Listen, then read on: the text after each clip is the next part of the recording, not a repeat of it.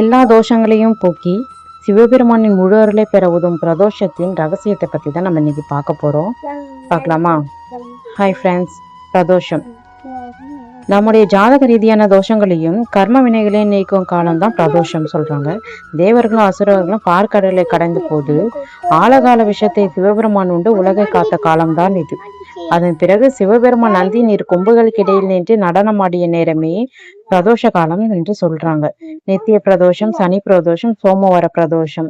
பிரதோஷ வகைகள்ல நித்திய பிரதோஷம் தினமும் வரும்.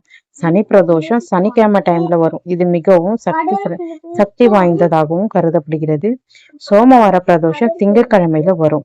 பிரதோஷத்தோட டைமிங் மாலை நேரத்துல 4:30 மணில 6 மணி வரைக்கும். பிரதோஷ நேரத்தை சிவபெருமானை விட நந்தி பகவானுக்கே முதல் மரியாதை. ஏன் நந்தியின் கொம்புகளுக்கு இடையில் பார்க்க வேண்டும்? அப்போதுதான் சிவதாண்டவத்தை காண முடியும் என்பது நம்பிக்கை. நந்தியின் காதில் ஏன் ரகசியம் பேசுகிறார்கள்? நம் கோரிக்கைகளை அவர் சிவனிடம் கொண்டு சேர்ப்பார். அபிஷேகமும் நடக்கும். பால், தேன், பஞ்சாமிரதம், சந்தனம், பன்னீர் இதையெல்லாம் கொண்டு அபிஷேகமும் நடக்கும். பிரதோஷ நேரத்துல கோவில்ல வலம் வர்றது ரொம்பவே நல்லது. சிவபெருமானுக்கு வில்வ இலையும் நந்தி பகவானுக்கு அருகம்புல்லும் மாலையா சாற்றுவதுதான் இதோட சிறப்பு.